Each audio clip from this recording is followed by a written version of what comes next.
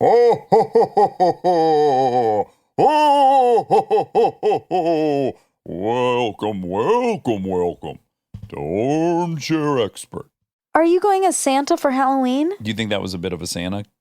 Absolutely. I think I was playing out my other spooky voice, and I tried to shift gears. Okay. And it was a misfire. It was like. a Santa. Okay. Save it for December. Listen, we got to give a warning. We got to give a spooky alert warning. A spooky episode alert. That's what Rob wrote on the introduction. Warning, spooky episode alert. That's so funny. Today we have a very spooky professor of religious studies. His name is Joseph Laycock, and he is associate professor of religious studies at Texas State University. He teaches courses on world religions, religion in America, new religious movements, and the intersection of religion and popular culture. He's got a bunch of fascinating books. His current one is called The Penguin Book of Exorcisms. So today we are going to talk about exorcisms. But he also has a bunch of other really interesting books. One I want to point out is Dangerous Games, because that comes up about Dungeons and Dragons. D&D, Dungeons and Ds.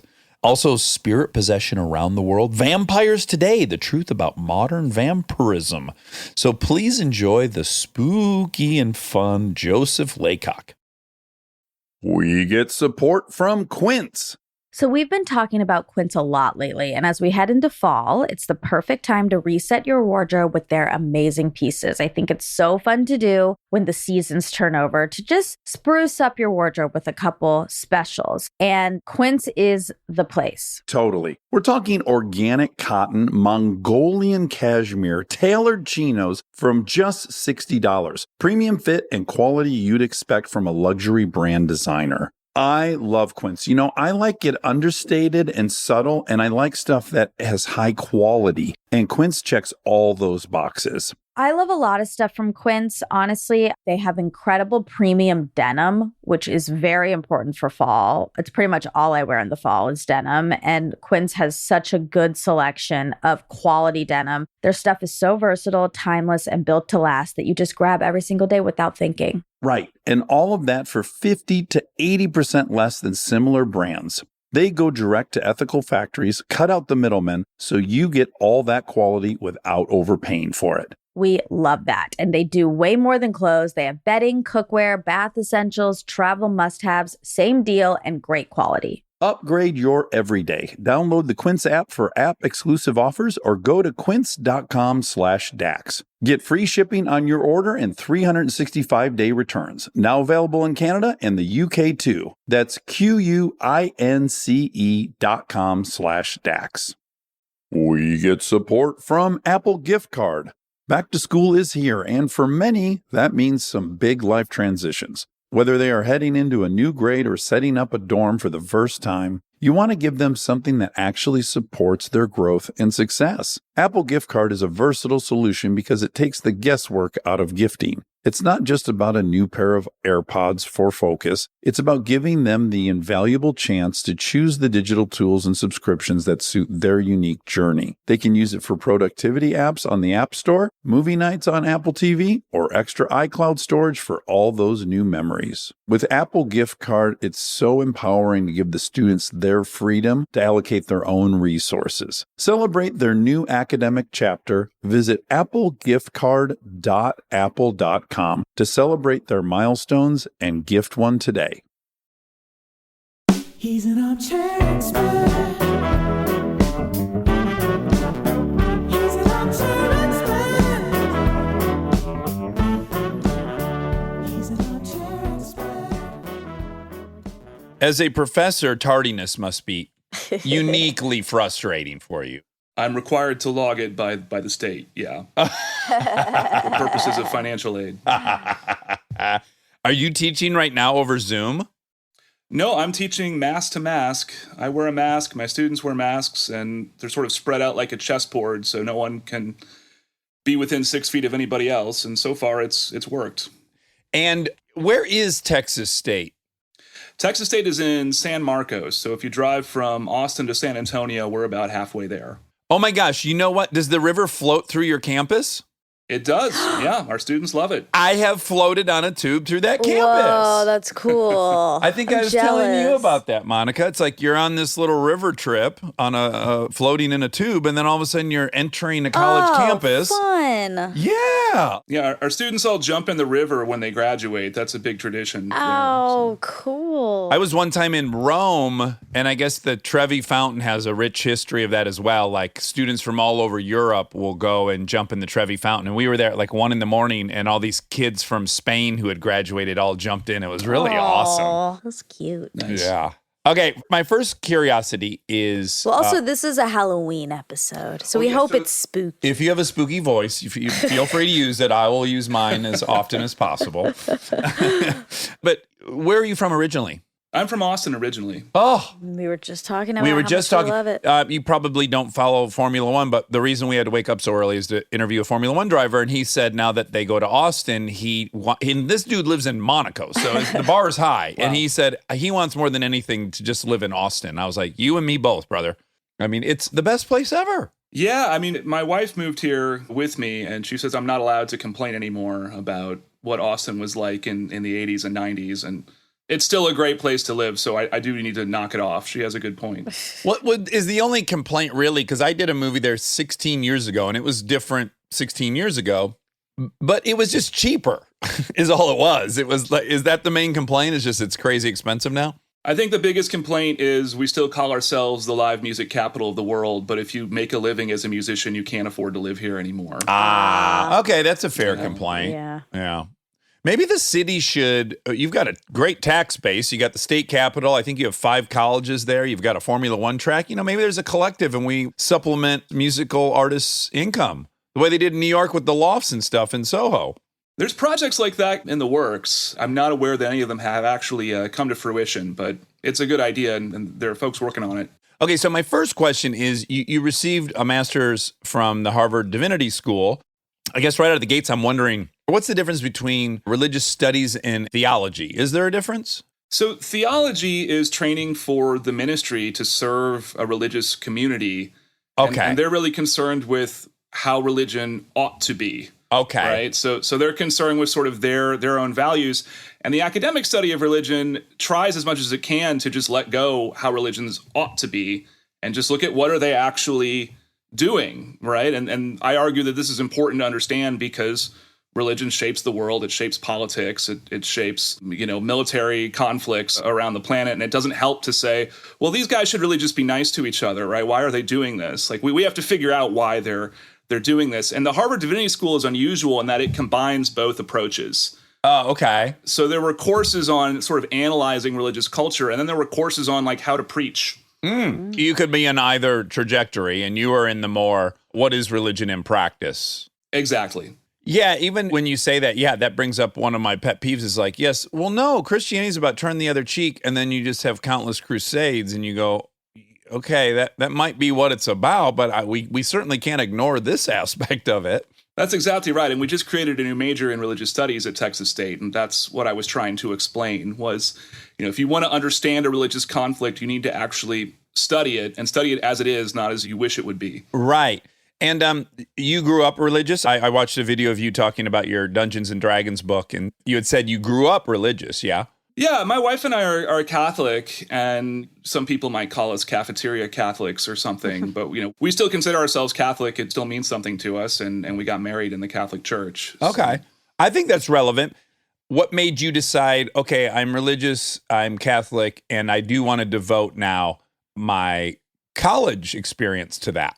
Yeah, honestly, I've thought about this question a lot. I think it's mostly just that there happen to be good faculty in religious studies. I think so much is just you bond with a particular instructor and you kind of sign up for more of their classes. And I think that's kind of how I got started with this.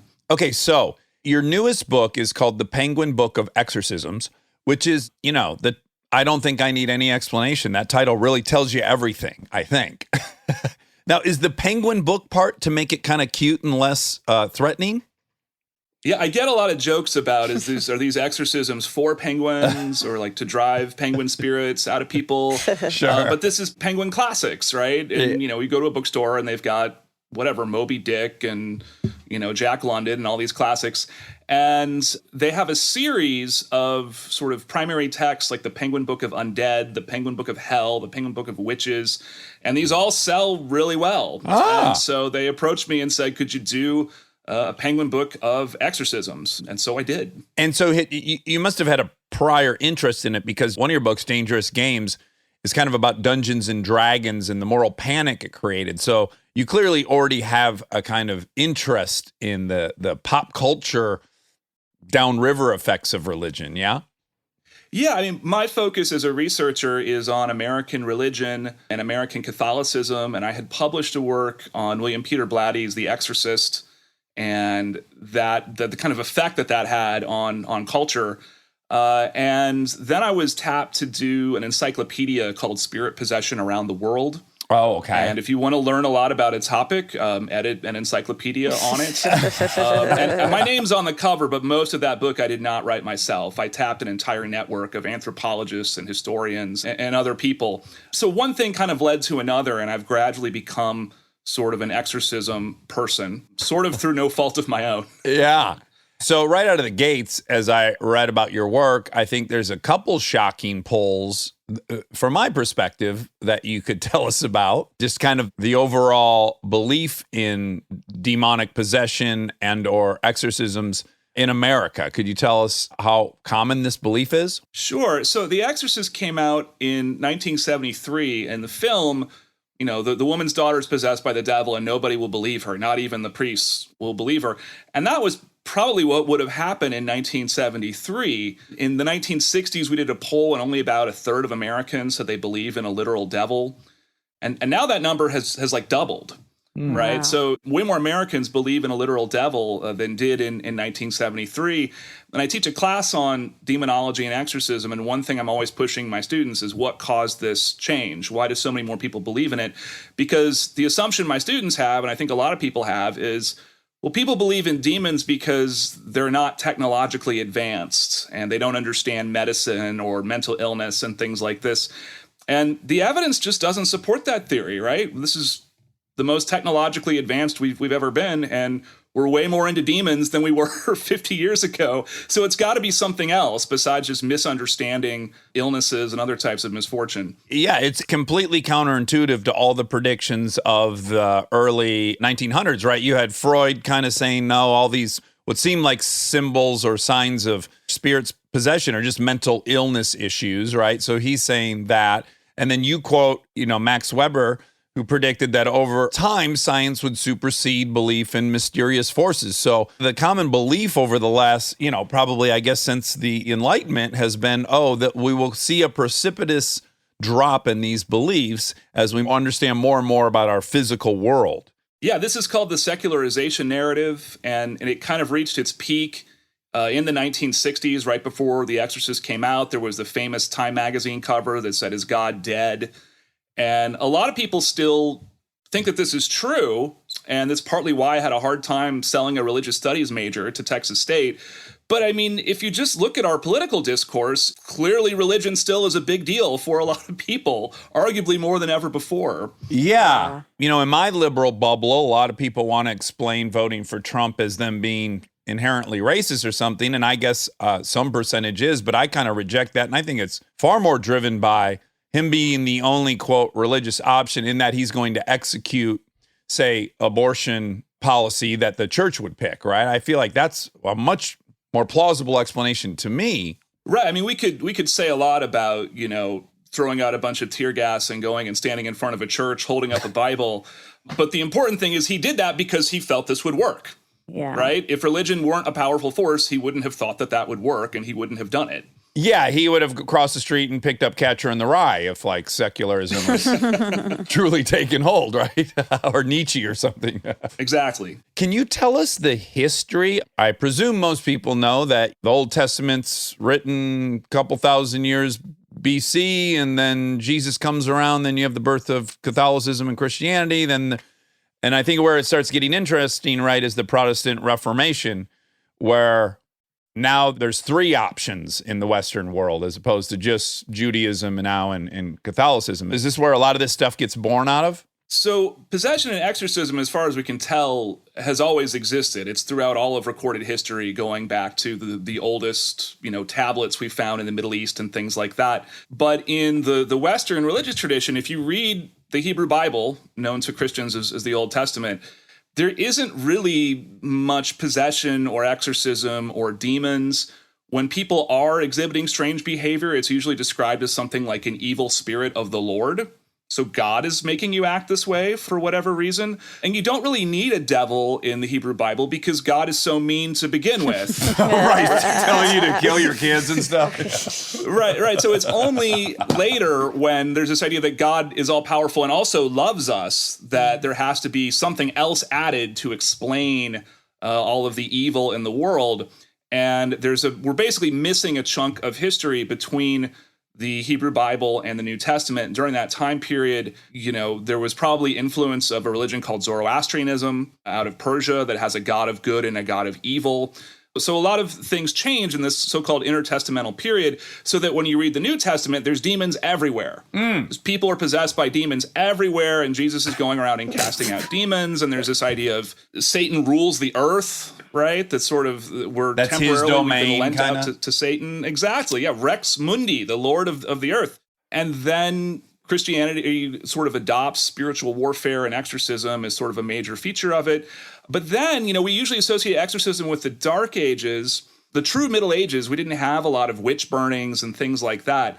All of that began after the Protestant Reformation. And after the Protestant Reformation, you have basically 200 years of religious war because there was no idea of religious freedom. So each kingdom is sort of duking it out to see if they're going to be Catholic or Protestant. And that's when suddenly everybody is burning witches, getting possessed by demons, and just sort of exhibiting this incredible paranoia. That's what's been called the golden age of the demoniac. And I find this interesting because now we are also going through a period of kind of great social upheaval and uncertainty. And, people are saying things like, Wayfair furniture ships children for human sacrifice. Yeah. So I find that a really interesting connection when we're looking at the history. I'm so glad you brought that up. From knowing what you're suggesting all these parallels are, it seems quite obvious QAnon is quite tied to this.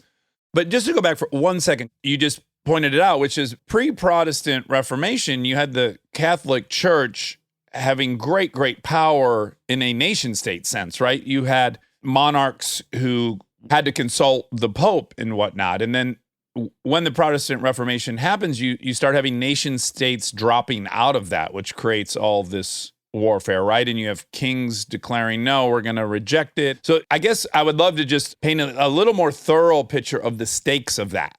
Like what would change for people? Why was that so threatening? Right. So, sociologically speaking, people need to have a reason for why the government is in power. And in our system, it's because we voted on it, right? In some sense, we all agreed to this, more or less, right?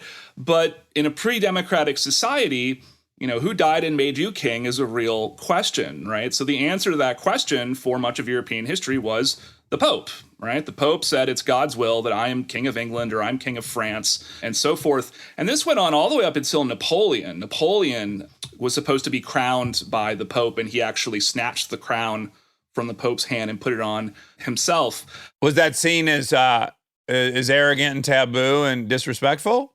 Exactly. It's sort of a legend about Napoleon and what kind of a figure he was. But that was in, the 19th century, right? That was still sort of the order of the day. So to question the authority of the Catholic Church really throws everything that people have ever taken for granted into chaos. Yeah. Right. And in theory, we could say, well, we've got the Church of England, and we're just like the Catholic Church. You can trust us. And some people would buy into that and it was okay. But for other people, this was really apocalyptic, right? This was really the end of the world, and it created a certain type of excitement. And the other way that this intersects with demonic possession is if someone is possessed by demons and they're saying things like, the Catholic Church is the true church, or, this treaty that France signed to allow Protestants to stay here, the so-called Huguenots, is part of Satan's demonic plan. That gives you a kind of leverage, especially if you're trying to get, working class peasants and things like that to your side. So I think that exorcism, at least when it gets written down, is always a political phenomenon. Oh, wow. There's always an angle that's being worked there to kind of get people to see the world one way or another in terms of this battle between good and evil. And was there anything objective about it? Was there a criteria by which they labeled someone possessed? And then was there a set protocol for exercising it? Were those things universal, or were they agreed upon? Yeah, so this depends on what period you're asking about. So if you read the New Testament, Jesus is exorcising people, and it says, well, they have a spirit of lameness that's making them crippled, or they're possessed by a spirit that makes them blind. So these people are not, projectile vomiting and spinning heads and all that. They just are sick.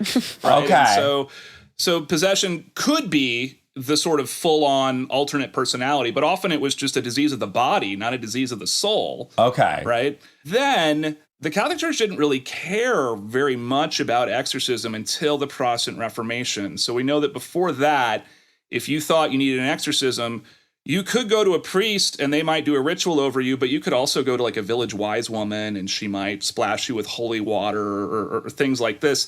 And it was when the Protestants said, this is all magic, right? You Catholics are doing all these weird rituals that aren't in the Bible.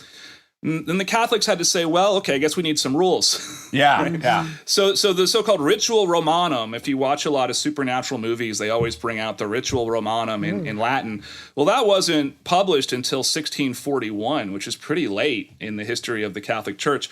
So that kind of sets down guidelines for, well, possessed people ought to be able to exhibit certain supernatural abilities, such as knowing things they couldn't possibly know, speaking languages they never studied. Other things that get associated with this are supernatural strength, levitation, blasphemous rage, right, which is where they splash holy water on you or something. And I gave my students one case from Paris, and this woman basically flunked a test to see if she was possessed. So this doctor would do things like he would read to her in Latin from the Aeneid.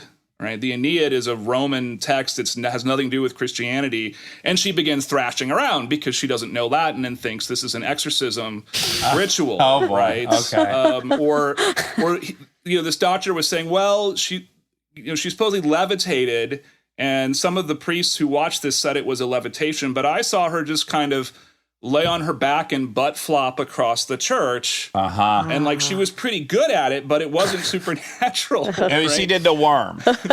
She did the Upside worm. down. Exactly Yeah. right. Yeah. Inverted worm.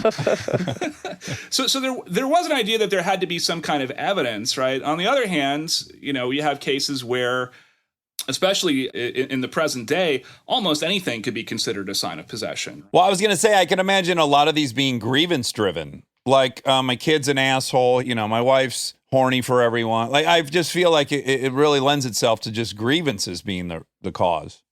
Absolutely. There's a book called American Exorcism by Michael Cuneo, and he goes and studies these deliverance ministries. And they say, well, you might not be fully possessed, but you might have a demon of whatever, a demon of doubt or a demon of this or that. And one of them literally says, well, my wife had a demon of willfulness because I told her, make me a sandwich, and she didn't do it. Oh, my God. So now the whole church is, dumping buckets of holy water on her. And this really seems like a really stark example of social control. Although I bet she really hopped to it the next time he was in the mood for a BLT. Probably worked. Probably so. Yeah. Okay, so, the flux of these nation states and whether or not they were going to have a real divine claim to authority would create tons of anxiety, even whether you were in support of it or against it. What you would know is probably upheavals around the corner if we don't all agree on this person, good or bad, having the authority. So that kind of makes sense as an underpinning of this insecurity and this anxiety, which fucking A, can we all right now relate to? So walk me through the golden age, as you said, the 16th and 17th century, because thousands of witches were killed, right? We don't have the actual number. I mean, some of the numbers you can see online are in the millions. That's probably too high. But you have to remember, historians, we only know about a witch trial if somebody actually recorded it and then put that in an archive, and it survives to this day. So there were probably lots of people who were killed as witches by an angry mob in a village, and it just leaves no historical record. But the number is certainly in the hundreds of thousands. Wow. And so immediately when I read that, I thought, this phenomena has to disproportionately victimize women, as all things tend to do, or minorities. So, A, is that the case? And then B, what is even the male equivalent to a witch? I don't even know what that is. Warlock. Sure. So there are, warlocks, right? Warlocks. They can't be killed, can they? They do the killing. Yeah. Well, if you read the Salem Witch Trials, they use the word wizard. And there were some men who were killed in Salem, and there were men who were killed in Europe, but it was overwhelmingly women who were getting accused. We also know that in all cultures around the world, women are more likely to get possessed. And there are different theories of why that is. And one is called basically the social deprivation theory, which is if you are a second-class citizen, the only way to get people to take you seriously or to just sort of do something that you couldn't otherwise do is to do it while you're possessed. Right? Because then you get a free shot. You can't really be punished for something you did while you were in a state of possession. Oh, right? This is one explanation. And one way that they could figure out who is a witch is a possessed person says that person is a witch. I am bewitched, and it's this person's fault. So if you look at Salem, that's what happened. You have 4 girls who are bewitched, and then they start naming names, and that sort of sets off the whole process. So it's like McCarthyism. It's just to get out is just throwing anyone else in there. Exactly. Well, because the first person that they accused in Salem was, of course, a slave, Tituba. Tituba has less status and privilege than anybody else in the entire village, and she immediately starts throwing other people under the bus. And Tituba survives, right? We don't know what happened to Tituba, but basically she was eventually given to another slave owner. But everyone who said, I'm not a witch, was executed. So if you're ever in a witch hunt, start throwing other people under the bus. That's the lesson here. It makes me think of drug enforcement policy, really, which is you're just getting like a, 5 and dime guy with a bag and hoping he turns on his dealer, who then hopefully turns on his supplier, who then, you just work your way up the chain. It sounds like it was the same method. Well, in Salem, that's when they finally began to question what they were doing, because they had reports of, there's 200 witches now. Right? Well, there's only so many people who live in this colony. Are we going to hang everyone in the whole colony, or are we going to start calling BS on some of these stories? And what were some of the activities that would be evidence of being a witch? Witches were imagined to engage in these horrible rituals, right, that happened at night, where they would do things like eat babies and have sexual orgies with each other and with demons. And one of my mentors is named David Frankfurter, and he wrote a book called Evil Incarnate. And in that book, he notices the things that witches were accused of doing, especially eating babies and having incest, are the same things that Christians were accused of doing by the Romans right, in previous centuries, that Christians went on to accuse Jews of doing, that people in the 1980s said, daycare providers were doing. Yeah. And they're the same things that QAnon accuses their enemies of doing today. Wow. And so, whoa! Hold on. Let's let that simmer for a second. My God. Way to connect the dots, Professor. Wow. That was tasty. Yeah. Okay. Sorry. I just wanted to really breathe that in. Yeah. So we keep getting the same story told over and over again across the centuries, and one interpretation of this is we're hardwired for this, right? We're hardwired to think there's bad people out there. We can't see them, but they're all around us, and they're doing these horrible, horrible rituals. And one interpretation, and one thing people have noticed, is witches do everything we do backwards.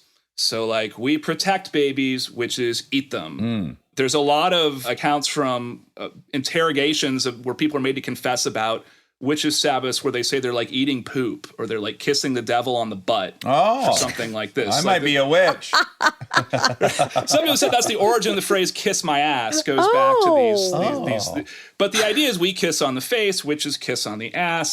So everything is backwards. There's even paintings of witches' Sabbaths where they appear to be like limboing. They're like bending backwards before Satan, and the idea is we bow forward to show respect, and witches bow backwards. I'm going to do a drawing of the urine coming out of the toilet into a witch's vagina. Oh, wow. You have lots of plans. This is getting you real excited. It is. Well, that's opposite of how we excrete.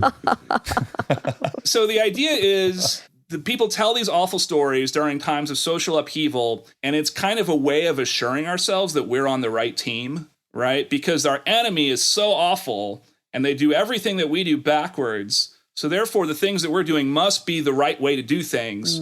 Otherwise, why would we have this horrible enemy out there that we're trying to fight? To your point, we're very hardwired for in-group, out-group. We're a social animal. We did, for 145,000 of the years we've been here, have a realistic threat of another group of people coming over and taking people. So all that hardware is there, and we don't actually have enemies like that anymore. We don't live in a state of physical insecurity in that way that we did. And it's almost like our brain's going, but we got to look out for it. And it's like, well, where is it? And it's not visible. It's not, the Canadians aren't coming down. The town next year is not going to kidnap your wife. So it's almost like you got to find a boogeyman. We just have too much of our brain telling us that we need to be fearful of that. Yeah, I mean, there's a lot we could say about this, which is you're basically describing evolutionary psychology, right? We evolved to be wary of strangers and to think of other groups of people as enemies. There is even a theory that the purpose of religion is that it's not natural for us to live in a group of more than 100 people. Right. Right. And so we need some kind of ideology so that we can have some degree of trust of somebody we've never met before, but they seem like they're one of us, but we don't really know. Stay tuned for more Armchair Expert, if you dare. We get support from Skims. Oh man, do I love Skims. I've been living in the Skims lightweight cotton collection all summer, and I have to tell you, getting dressed has become so easy. I just throw it on. It just feels right immediately, whether I'm grabbing coffee or I'm on the couch all day or I'm out, even going to dinner. The cotton is so lightweight and breathable, which in this heat is a non-negotiable. The cotton jersey t-shirt, I just need everyone to know about this one. This one hugs in all the right places. It's very soft and it still looks and fits the same after months of washing, which is very hard to do, I feel, with t-shirts. I've been wearing the black cotton jersey t-shirt with basically everything all summer long. It goes great with any patterned skirt or shorts or pants. I mean, anything, truly. I believe that's probably my favorite piece from the cotton collection, but they also have great lightweight cotton thongs that are so comfortable and they're cute. That is a very, very hard mix to achieve, especially with undergarments. I feel if you can find some that are cute, but also comfortable and do the job, that is a win. And Skims has really, really figured that out with the lightweight cotton collection. Shop Skims cotton and all of my favorite pieces at skims.com. After you place your order, be sure to let them know we sent you. Select podcast in the survey and be sure to select Armchair Expert in the drop-down menu that follows. This podcast is brought to you by Squarespace. We've talked before about Rob building our website on Squarespace, and I bring it up again because it's a perfect example of what they do well. Rob had all the pieces, the content, the vision, the ideas, but he needed something to actually take all that and make it public facing. And Squarespace was that bridge. Maybe you're in the same spot. You've been developing something, a business, a skill set, a body of work, and it's been private. It's been yours, but at some point you're ready to put it out there, and that transition from private to public can feel like a huge leap. Squarespace makes it feel like a step. Beautiful templates, built-in SEO, email campaigns, scheduling, analytics, everything you need to go from "I've been working on this" to "here it is, come find me." All in one place, no code, no stitching together a bunch of different tools. So if you've been sitting on something and waiting for the right moment, this might be it. Head to squarespace.com/DAX for a free trial. And when you're ready to launch, use offer code DAX to save 10% off your first purchase of a website or domain. This episode is supported by Helix. All right, let's talk about something we both really care deeply about: sleep. It's the most important thing. I've had my Helix mattress for years now, and I genuinely think it's one of the best investments you can make for your home. Mine still feels just like it did when I first got it. Well, that's the thing. It's not one of those mattresses that caves in after 6 months. These things are built to last. And I'm a side sleeper. I ordered a side sleeper and I get hot, so I have cooling. And I can't tell you how much more comfortable it is to be in there not sweating and tossing and turning. Cooling is really important. I've read that you're supposed to sleep a little bit cold. So I also have cooling. And they have over 20 models, so it's not a one-size-fits-all situation. You just go take their quiz and they match you to what actually works for your body. Plus, they've got cooling upgrades, which heading into summer, non-negotiable. Truly. Go to helixsleep.com/armchair for 20% off. That's helixsleep.com/armchair for 20% off. Make sure you enter our show name after checkout so they know we sent you. helixsleep.com/armchair. This episode is brought to you by SoFi, the all-in-one finance app where you can bank, borrow, and invest all in one place. Let's talk bank accounts for a second. The average bank savings rate is 0.39% in interest. You're earning pennies on your savings, but it does not have to be that way. With SoFi high yield checking and savings, the money barely making moves sitting in your savings account can earn over 8 times the national average savings rate with eligible direct deposit. No account or overdraft fees, which feels rare these days. You can get your paycheck up to 2 days early, perfect for getting ahead of a bill or grabbing what you need right when you need it. Plus, get up to a $300 welcome bonus when you sign up with eligible direct deposit. Sign up for SoFi checking and savings at SoFi.com/armchair. SoFi checking and savings is offered through SoFi Bank N.A., member FDIC. Terms apply.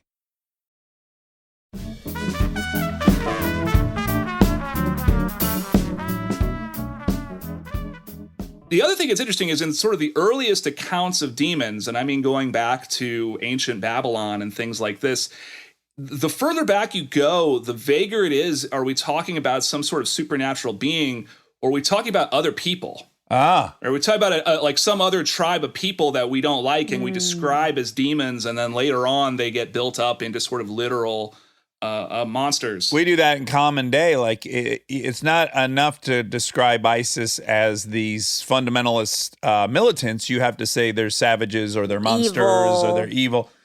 Yeah, I think that's another hiccup in our thinking is that we need an explanation for everything. And we love to explain things retroactively, right? Which is never totally true. And so there's so much behavior that boggles us and scares us that it requires something not human to explain it to us a little bit. Yeah? Right. And so I think the problem is not that people who hold these beliefs or cultures that hold these beliefs don't understand disease or don't understand mental illness, because we have some pretty good accounts of mental illness going back to about 600 BC or so. But what needs to be explained is why these things happened to you, right? That's where witchcraft and demonology come in, right? Because you can't go to a doctor and say, why was my baby born with leukemia? I mean, they can tell you, well, it's a genetic disorder, and this, but they can't say why it happened to you. You could go to a deliverance minister, though, and they could say things like, well, somebody put a curse on your bloodline, or you played with a Ouija board in college, or whatever, but they're going to give you an answer. They're not just going to shrug their shoulders. Right. They're going to give you like causality. Yeah, like some kind of moral causality. And we have all these stories that can help bind us together. And it serves such a function. And then obviously, as all good things, it has a flip side, right? Yeah. So, I mean, you could view, witch hunts as a kind of demented way of binding us together. As long as you're not the witch. Yeah. As long as you can stay on the non-witch side, you're even that much closer. That's right. And then the whole group is that much more closely bound together. And that interpretation does explain why we see this big spike in witch hunting when the normal things that bind a society together begin to weaken, right? If you look at a map online of witch hunts, you would expect like the really Catholic countries to have lots and lots of witch hunting. You actually don't. Where you see the most is in the countries where you have Catholics and Protestants opposing each other. Oh, really? Right? Places like Germany. So when Germany is having thousands and thousands of witch hunts, Italy and Spain and Ireland, these deeply Catholic countries, are not really having that. England is having more, though, because there's discussion about what religion is this country going to be. So that's one way of explaining why we see that pattern. I mean, in the Salem trials, I have to imagine there was no proof of missing babies, right? So clearly people would notice their baby was missing, but I'm imagining it's not unlike QAnon, which is like all celebrities are killing all these babies for the endocrine whatever. Yet no one's on the news with a missing baby. There's no missing babies. Yeah. So, with Salem, people always say, there was a hallucinogenic fungus in their rye, and that's why all this happened. There's no evidence for that. All of these theories fall apart pretty quickly. What everybody always overlooks, though, is that recently the colony had a military defeat by the Native Americans and their French allies. And we're sort of questioning, we're supposed to be God's great experiment. We're supposed to be a city on the hill. How can we be losing? Right? That demands an explanation. So the evidence there for witchcraft was basically totally subjective. People were acting strangely, or people were saying, well, I saw the specter of so-and-so in my bedroom. And that was considered sufficient evidence, right? The debate of the day went around, spectral evidence is not evidence. Anybody can say, I saw somebody in my bedroom last night. If we're willing to accept that, it's their spirit leaving their body or something like this. We can't execute people based on this type of evidence. And in some ways, the Puritans are better than we are today because they admitted we made a mistake. Mm-hmm. They said we're going to fast. We're going to have a day of fasting to atone for what we did wrong. And they eventually paid some money to the victims. But we had a satanic panic in the 1980s, and I think most Americans have completely forgotten about it. Really quick, just so I can button up Salem, because I don't know much about it, and it sounds like you've maybe read what was documented. Again, no one ever presented as an exhibit of evidence remains of a baby, did they? No, they were not generally accused of killing babies the way that they were in Europe. But also in Europe, nobody who wasn't a witch ever claimed to have seen a witch's Sabbath. All of our testimony of witches' Sabbaths was you find an accused witch, you torture them, and then you basically make them tell you this story about all the horrible things that they did. Well, and you probably plant it all, just like these interrogations that go awry here. That's right. And this is partly why we have this image of witches riding broomsticks. Oh. Because we said, well, where is this Sabbath? Well, it's in a forest or someplace. It's really far away. That's why we've never found any evidence. Well, then how'd this old lady get out there?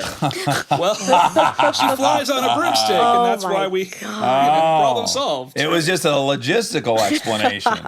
Exactly. Oh, my goodness. I mean, it's hard not to, I don't want to laugh too much. It's hysterical to me, and yet I see the poll that 57% of people believe in it, so I don't want to offend anyone. But also, oh my God. They're riding broomsticks, guys, because how else will you explain it? Talk about confirmation bias. She did this. So anything you suggest, you'll buy into. That's exactly right. Oh, okay. So let's talk about the 80s, because this is what I lived through. How old are you? I am 40 years old. Okay. I'm 5 years your senior. And I was 8 years old at the height of Rodney James Dio, Black Sabbath posters. My buddy Trevor Robinson, his older brother, played the drums, and he lived in the basement. And I'd go down there, and I was fucking terrified. There was upside down crosses everywhere. There was pentagrams. And I thought, oh my God, he worships the devil, and his parents are cool with it. And, that was just very prevalent in 1983. Yeah. Right now, I'm working on a separate project where I'm kind of looking at some of the panic about heavy metal and that sort of stuff in the 80s. And there's a kind of symbiotic relationship where the Beatles were the first band where Christians were saying this is a communist plot and it's hypnotizing people with the music and so forth. And that kind of let bands know, there's a market for this kind of behavior. Mm. And then you see this kind of arms race of, we're going to accuse you of more, and then we're going to double down. There was some interview with the band Slayer, and someone was saying that they found all these subliminal messages if you play Slayer backwards. And Slayer was offended because they said, look, we praise Satan in the lyrics forwards. You think it's going to be about Jesus if we play it backwards? We are trying to freak you out. I mean, as overt as possible.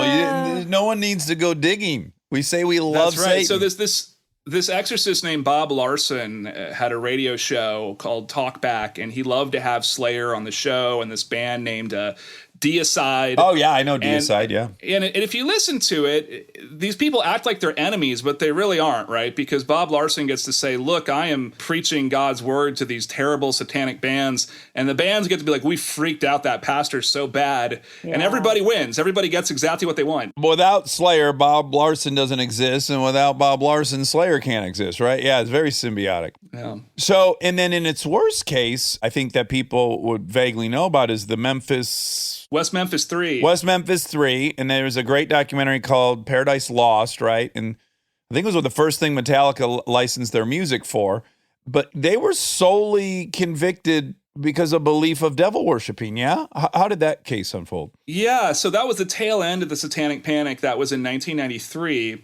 And earlier asked, well, where are the babies? Well, in West Memphis, you actually had this horrible murder where 3 8-year-olds were abducted and found naked in a swamp, basically, and they had been hogtied with their own shoelaces. And so there's a double tragedy here in that they blame this on the goth kids. Yeah. But also the actual murderer was never brought to justice. I mean, somebody really did that and they got away with it. So they all home in on this guy, Damien Eccles. Yeah. Damien Eccles, wore metal t-shirts and was a dropout and had depression. I think he had been busted once for shoplifting. The other 2 of the West Memphis Three are kind of collateral damage. They're really after Damien Eccles and they're looking for people that they can interrogate who will finger Damien Eccles. And it was actually a county juvenile officer who immediately after the murder says it's going to be one of these kids, and Damien Eccles was on the list, and also fancied himself an expert on occult crime. And this was a big problem in the 80s, was people were paid tax dollars to give these lectures to law enforcement on occult crime, which in my opinion isn't a thing.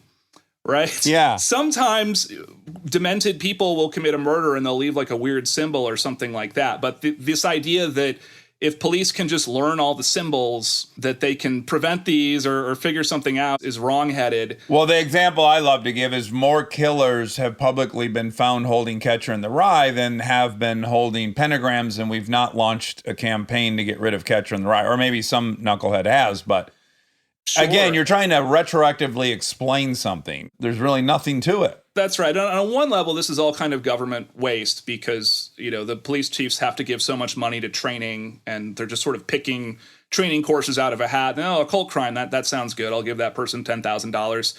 And then the person usually has no credentials at all, but they sometimes would set up like a little fake black altar, and say, this is what a satanic altar looks like. And they would always have these lists of symbols, and it would be like, here's a yin yang, this is a really satanic symbol. And here's the like AC/DC logo. Yeah. So this guy was a product of those courses. And then they're looking for evidence. And then the next thing they do is they get a woman who is in the police office because her employer has accused her of stealing from the till.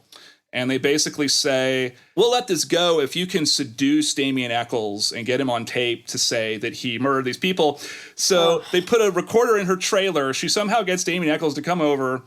And the police have brought all these books on like astrology and stuff and like put them all over her house. So this is going to get him talking about the occult. Yeah, he's going to be so horny when he sees all that occult stuff. And she says, I want to be a witch. And he just laughs at her.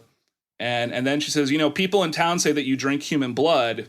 And he says, I just use that as a mechanism so people will leave me alone. Oh, and she says, what's a mechanism? Oh my God. And he says, it means leave me the fuck alone, right? That's why I let these rumors spread. So the police later lose the tape because there's nothing incriminating on it. So that gets lost as evidence.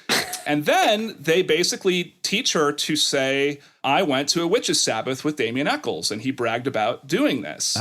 And then later in 2004, this woman said that was a complete fabrication. The police told me they would take my kids away if I didn't say this. And she's using very specific terminology. Like she says it was an esbat. An esbat is this term that's sometimes used in Wicca to describe certain types of holidays. And she says, well, the juvenile detention officer taught me the word esbat. I've never heard of an esbat before. Yeah. That fake story gives them the go-ahead to interrogate Jesse Miskelly, who has an IQ of 74 and is a minor, and they interrogated him for 12 hours. They told him he failed a lie detector test, and eventually he just told them whatever they wanted to hear, and that was the basis of the conviction of these 3 people. So it's a really sad story. We're sadly in possession now of some of these. I assume you watched the Making a Murderer thing on Netflix. Did you see that one? I haven't watched it yet. Oh, well, they have footage of them doing the same thing to a kid who's probably under 71 IQ, and he wants to go home to watch WrestleMania. That's all he can think about. And yeah, they just plant all this info for him to regurgitate. And it's just, that's what pisses me off is like you got people afraid of witches and spirit possession, and then you have real things happening, that kind of thing. That's rare and everywhere and cruel and nefarious and evil. That's going completely passed over because of these other pursuits. Well, that's the irony is we may have caught the person who did this had we not been so preoccupied with Damien Eccles. And so these accusations of Satanism and witchcraft, I think they aid and abet the very thing that they are claiming to be fighting against. So what would be the explanation for this moral satanic panic of the 80s? What do you think caused it? So there's a lot of theories about that. One of them is actually just the economic shift from a one-income family being the norm to a two-income family being the norm. And that sounds like a weird explanation, but most of the people being accused of being Satanists were daycare providers, which that's pretty weird. Like if I said there's a Satanist in your town, you'd probably be like, it's the kid at the gas station or it's the lawyer or whatever. You wouldn't think the kindergarten teacher. The owner of the knife store. Yeah. Right. Yeah. So what is it about daycare providers? And so David Bromley said, I think what was happening is that in the 80s, you had these families and they both got to go to work, which means they got to give the kid to the bus driver, and the bus driver takes them to school, and then they have karate lessons after school, and all these other people are raising your kids. Yeah. You don't want them to, but you have to do that. And so his theory was this idea that there's a conspiracy to like corrupt your children. It wasn't literally true, but it felt true. It was a sort of metaphor for that kind of frustration. Yeah, anytime you're turning your kid over to anyone, you're very fearful, understandably so. Well, and there's all the difference in the world between the kindergarten teacher hit me today and she took me into a secret tunnel and we all drank goat's blood and worshiped Satan and we met Chuck Norris. I mean, if you read the kinds of things that were being reported in the McMartin Preschool trial, it's amazing that this was taken seriously. But that was another factor was paradoxically, they say, well, kids never lie. And then they would say, well, this couldn't be true, but there must be some kind of truth in it because kids never lie. I don't know the McMartin case. What happened there? So the McMartin Preschool trial basically began with a woman whose son was about 3 years old and was at this preschool and I think had like blood in his underwear or something like that. And so she kind of feared the worst.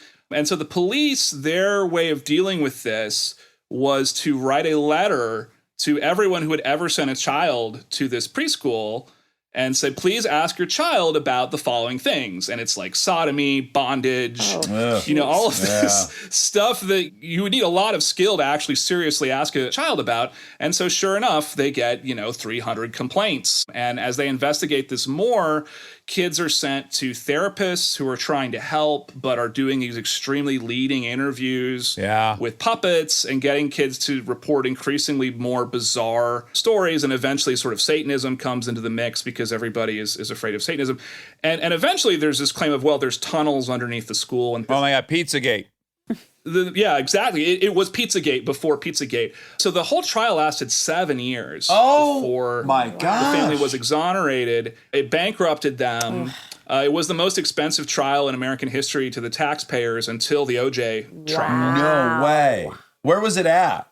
This was in California. Oh, a feather in our cap, Monica. It's largely forgotten, right? Yeah. So this all happened, and they did eventually get archaeologists to like excavate under the preschool, and they didn't really find anything convincing, in my opinion. But there are still people who insist that this all really happened. The McMartins were really Satanists. They were really doing all this stuff, and they sort of had a slick lawyer who got them off. So it's quite disturbing and quite dangerous, as I think Pizzagate showed us. I would argue any citizen that can be triumphant in a 7-year-long court battle most certainly was innocent, because the lopsidedness of the funding is off the charts, right? I mean, they're probably spending 1,000 to 1. Well, and eventually the DA was in this position of, we've got to find something. We've been at this for years, right? And they were saying, there's got to be somewhere some piece of evidence. And of course, there never was, right? They kept expecting we're going to find this big cache of child pornography somewhere or something like this, and they never ever did. Wow. All right. So that was the 80s. And what happened in the 90s and what has happened now? And what are our explanations? Well, we have a lot of data that if you go in front of a jury and you just keep saying the word Satanist over and over again in front of a jury, they're going to convict. Really? It's still a very powerful word. Is that regional, or is that's across the board? That's more or less across the board. Some people notice that West Memphis is a town. It's in the Bible Belt. It has a high rate of people living in poverty. It has low rates of education. And these things correlate very well with belief in the devil, right? We know this from big national surveys. But the data that I saw, at least seem to indicate, if you just take a national average, claiming that someone is a Satanist is a very effective strategy to get them convicted of something. The only difference is that law enforcement and judges are much more skeptical of these kinds of claims than they were in the 80s because they're familiar with the literature and they kind of know people tell stories like this sometimes. It usually doesn't ever add up to anything. So for that reason, that the panic has diminished a little bit. Well, what just occurred to me, and I guess is implicit in what you're saying, is that what it answers, obviously, in a criminal trial is motive, which is always a very hard thing to establish. And if you're looking at somebody who has gained absolutely nothing from these crimes, that's just a cure-all motive, right? I want to appease this evil force. And you're like, oh, well, now I understand. But now that I know this person believes in the devil and wants to appease the devil, now I have motive. That's right. And I can't say much about this, but I have been consulted in some murder cases where people have claimed satanic involvements. And that's exactly why it's a popular theory, is because it takes motive out of the question, right? Yeah. Satanists just kill people for no reason. Mm-hmm. Everybody knows that. Right. And so if you have, a body that's found in a park or something like this, you don't need to worry about how that body got in a park if you think Satanists did it. Right. Okay, so now, as you pointed out, in 1966, Time puts on Is God Dead? And at that time, there was a kind of low belief in this stuff. And then in the wake of the popular book and film, The Exorcist, the numbers then skyrocket. Yeah, some people talk about the unholy trinity of films, which is Rosemary's Baby, 1968, The Exorcist, 1973, and The Omen, 1976. Uh-huh. And sort of these three films kind of form this mythology of kind of hidden cults of Satanists and the Antichrist and demons that kind of shape a lot of modern belief about the devil for a lot of people. Oh, I still carry around Children of the Corn. It was one of the few I saw, and it had some satanic underpinnings, I guess. And been to towns in my life where I'm like, those little Children of the Corny. Like, it's in my psyche for sure.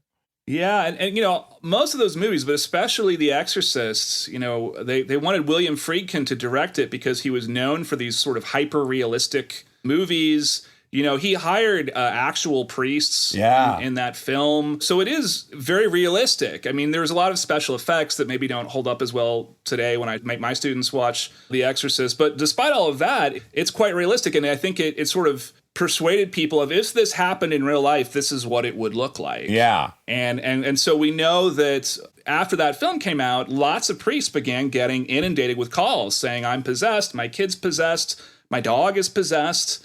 And they said it was never like this before. This only happened after this movie came out. Wow. So the current Catholic Church and the current Pope, tell us what their official stance is on demons and the devil and exorcism. Because they have 1 billion followers. Right. So if you want a Catholic exorcism, the procedure is a priest has to write a letter to his bishop saying, I really think this person needs an exorcism. And then they are supposed to sign off on it. And these rules can be bent. There are loopholes and things that get used. But the reason that's the rule is that the bishop basically knows the local situation and sort of how the church is perceived locally. And so they're the best person to decide, is this going to be an embarrassment to the church, right? Is this going to be something that makes us look like the good guys? Or is this going to make us look silly? And for most of American history, Catholics have been a minority. They've been seen as an immigrant religion, so superstitious immigrants fresh off the boat. And so the American church historically didn't want to talk about exorcism at all. And then this movie came out, and then it was sort of this moment of, wait, you guys like this? You guys like that we can cast out demons? Yeah. But the other thing that happened was, by 1973, if the Catholics turned you down, you could go to the Pentecostals, you could go to the charismatic evangelicals. There were all these other people who would do an exorcism. And so the Catholic Church realized, if we don't do this, somebody else will, and we're going to lose followers. And so there's been this huge revival of exorcism in the Catholic Church, and now there are courses on it that you can go take. It's always been the rule that every diocese is supposed to have an exorcist on staff. Prior to someone is supposed to be the exorcist. You're not supposed to know who it is. If you call the church and say, hey, who's the exorcist? They probably won't tell you. Uh-huh. But I think before this film, it was just sort of this weird formality. There wasn't really an exorcist. Now it's beginning to be more serious, and it's more likely that they have someone who they've sent off for training. And Pope Francis has been encouraging this a little bit. And my theory is that Pope Francis is a pretty progressive pope on social issues. And the people who like exorcism tend to be conservative and to not like Pope Francis's leadership. So by throwing a bone to exorcism, he's kind of helping to keep conservative support for his agenda. And they can say, well, he seems a little bit too lenient on the gays, but at least he's talking about demons. Yeah. So I guess he's okay. Yeah. Right? Stay tuned for more Armchair Expert, if you dare. This episode is brought to you by ServiceNow. Look, I have my dream job. I get to talk to folks I admire like crazy and ask them virtually any question that I want to. I can't imagine a better way to spend my time. But even dream jobs have some not so dreamy parts, the stuff that gets in the way of the actual work. Now, that's where ServiceNow's AI specialists come in. They don't just tell you what you should do about your busy work. They actually do it, start to finish. Cases closed, requests handled, no extra work for you. So you and your team can focus on what matters most, which for me is, are they obsessed with male bodies on the same level as I am? They never are. To learn how to put AI to work for people, visit servicenow.com. This episode is brought to you by the new Max original comedy series, Stuart Fails to Save the Universe. From the world and creators of The Big Bang Theory comes a new comedy series. Stuart Bloom, comic book store owner and lovable underdog, accidentally breaks a device built by Sheldon and Leonard and kicks off a full-blown multiverse Armageddon. Now, he's on a mission to put reality back together alongside his girlfriend Denise, a geologist named Bert, and physicist Barry Kripke. Along the way, they're running into alternate universe versions of characters you already know and love. Check out the new Max original comedy series, Stuart Fails to Save the Universe, now streaming exclusively on HBO Max with new episodes Thursday at 9 p.m. Eastern. Subscription required. We are supported by Walden University. You know that feeling when you've been thinking about making a move, going after the degree, the promotion, the thing you keep telling yourself you'll get to someday? Walden University is built for that moment. For over 50 years, Walden has helped working professionals get the W, the knowledge, the skills, and the confidence to create real change in their careers and communities. Their programs are designed around your life, not the other way around. With Tempo Learning available in select programs, there are no rigid schedules or set weekly deadlines. You move at your own pace. And Walden's faculty aren't just academics. They're practitioners who bring real-world experience into everything they teach. From your first class to career coaching and beyond, Walden is your partner the whole way. Take the first step and learn at a pace that works for you. Visit waldenu.edu. Walden University. Set a course for change. Certified to operate by Chev. Triple shot half-calf oat milk 2 pumps extra foam. Your coffee order might be getting a little complicated. Your toothpaste doesn't have to be. Arm & Hammer Baking Soda toothpaste keeps it simple with a powerful ingredient that works hard for you. Baking soda. That's why it's the #1 dentist-recommended baking soda toothpaste. As you brush, the baking soda particles dissolve to help break down plaque and stains for a whiter smile. So your teeth can feel clean, look bright, and make brushing a no-brainer. Try Arm & Hammer toothpaste. Simple, powerful, clean.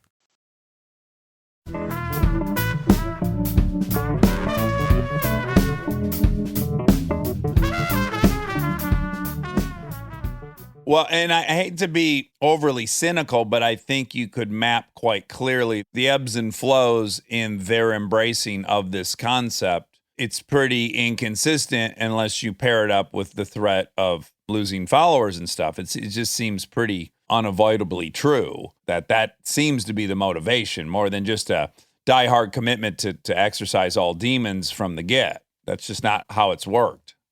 Well, this goes back to the beginning of our conversation, right? We might think, well, it'd be nice if churches didn't worry about market competition and make their decisions based on that. But they clearly do, and it's silly to ignore that when that's part of understanding the phenomenon.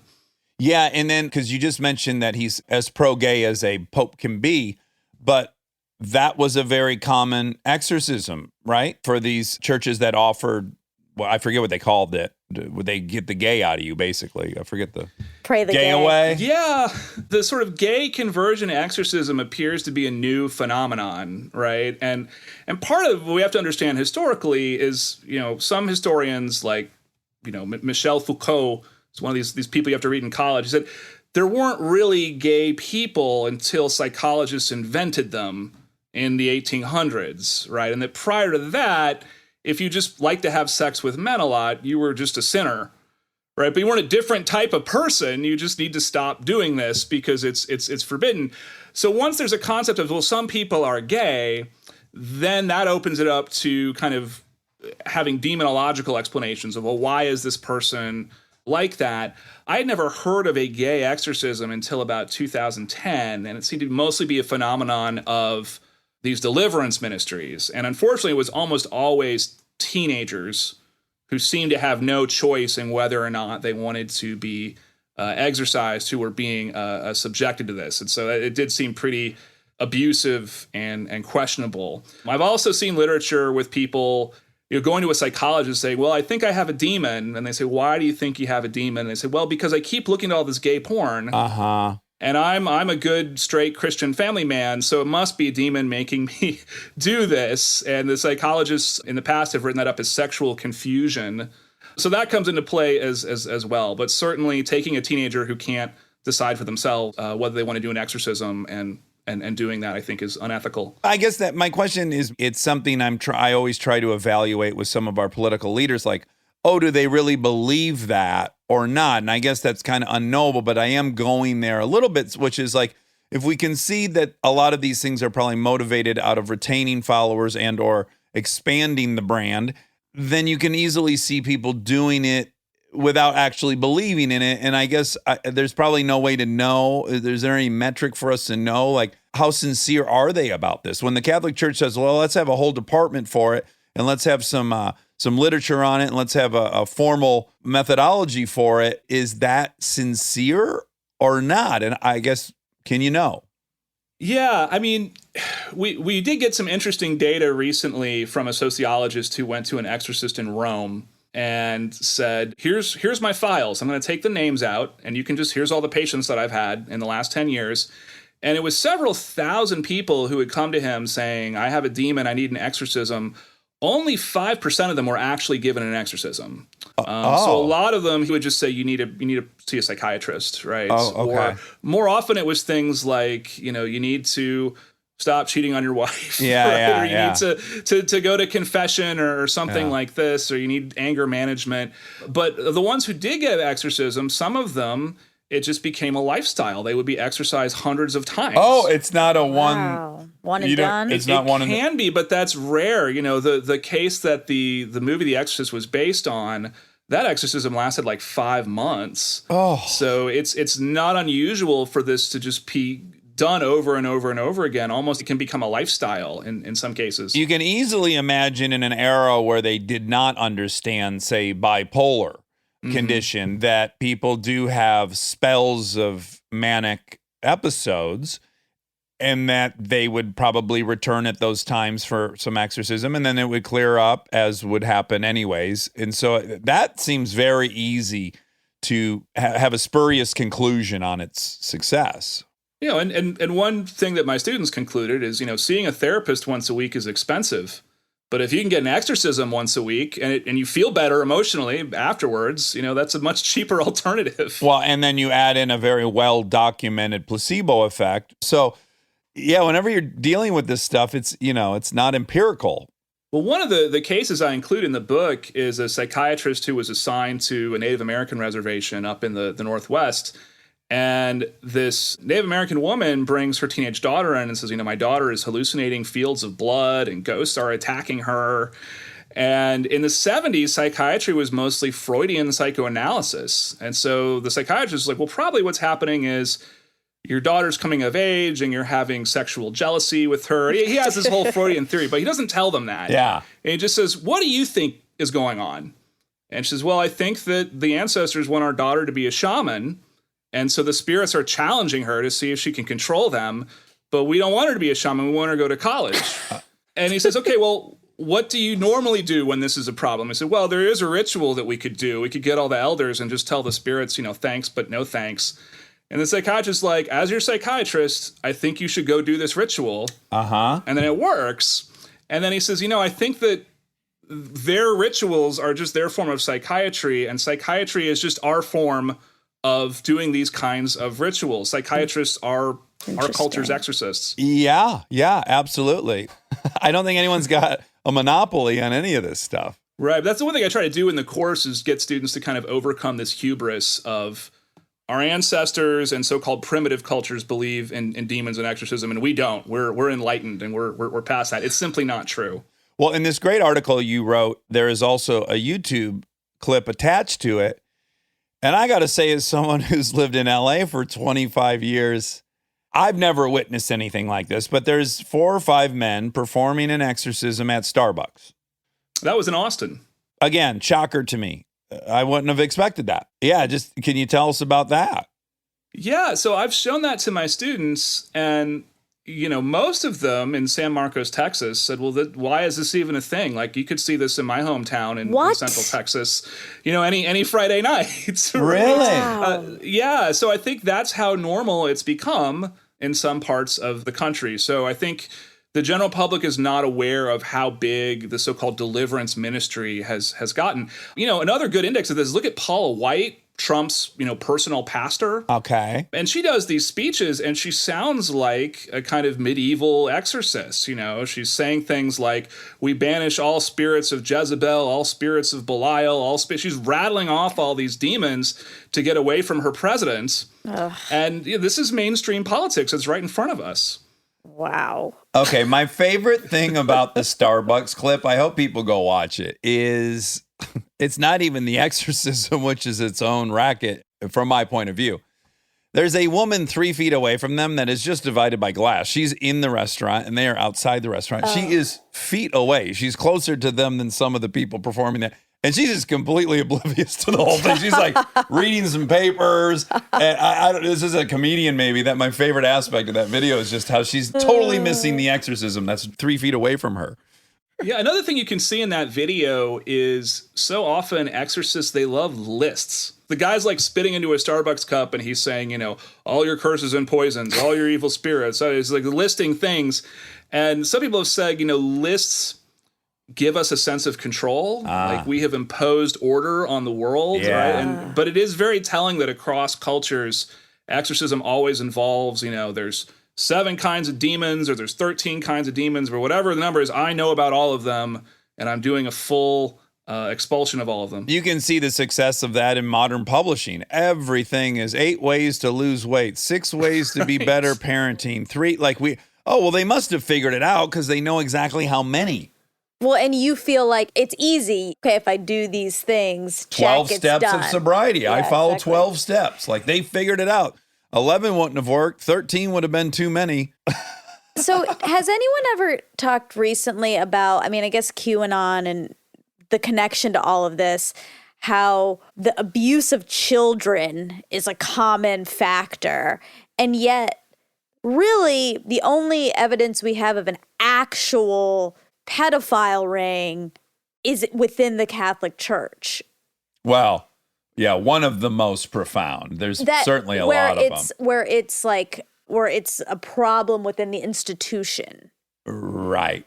Yeah, that's ironic. It's so ironic. How do they talk themselves out of that? I just don't understand how they're reconciling this. Right. So pedophilia and child trafficking is a big problem, and it's a big problem in the Catholic Church. It was also, of course, Jeffrey Epstein. Yes. I also think, sadly, most large organizations that have access to children handle this the same way that the Catholic Church did. The Boy Scouts is currently being sued. I went to an Episcopalian prep school with a dormitory. Yeah. Same thing happened. Eesh. Priests were molesting kids and they were sent to a different district. Yeah, it's True. The gymnastics, the young Larry Nassar and the young gymnasts. Yeah, that's true. Yeah, so it's a real problem, right? Yeah. And one theory about what was going on in the 80s with daycare providers was they said the 80s was the moment where they acknowledged child abuse was a thing. Right. Right. And it really, part of it was they were doing x-rays of children and they kept noticing all these kids have had broken bones. Oof. And they eventually, for a while, they're like, is this some new disease? And they realized, no, people are really hitting their kids like really hard. And so there was an acknowledgement that this is going on, but nobody wanted to say who was doing it, right? Which is the people that we trust. Yeah. And also, they didn't want to empower the government to go and break up the family. And so the kind of compromise, this is journalist Debbie Nathan's theory about this, your book called Satan's Silence. The compromise is we'll admit it's happening, but we'll attribute it to this mythological group, these Satanists. And I think QAnon kind of does the same thing. So, QAnon has kind of appropriated this hashtag of Save the Children. Yeah. And Trump recently said, well, I don't know about them, but they're very much against pedophilia, so that's good. Yeah, right? yeah. As if you can find a lot of pro-pedophilia people. Right, exactly. Yeah, opposing pedophilia is the absolute bare minimum, right, for political discourse. So, I mean, this is, again, the problem is I think that they are muddying the waters and making it harder to combat the thing that they claim that they care about and they claim that they want to stop. Well, it's so true, and we had a great conversation with this New Zealand journalist. But yeah, as he points out, this movement, the Save the Children movement, is almost uniformly against journalism.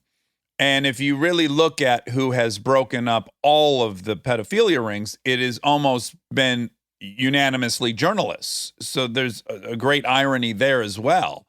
Right. Yeah. This sort of slogan of, journalists are the enemy of the people. I mean, we could also talk about, if we want to talk about children being kept in cages, maybe we should talk about, refugees and things like that. And they say, well, that's fake news. So it's very, very frustrating. Yeah, it is. And then I'll just throw it out here because it's Halloween, but I remember learning in an anthro class, and it's been substantiated by other experts we've had on, and you would know it too, is just like razor blades and candy. That has never happened. It has happened a few times, but it has been the parents who did it to their children. But there's been not a single documented case of the crazy neighbor who poisoned kids.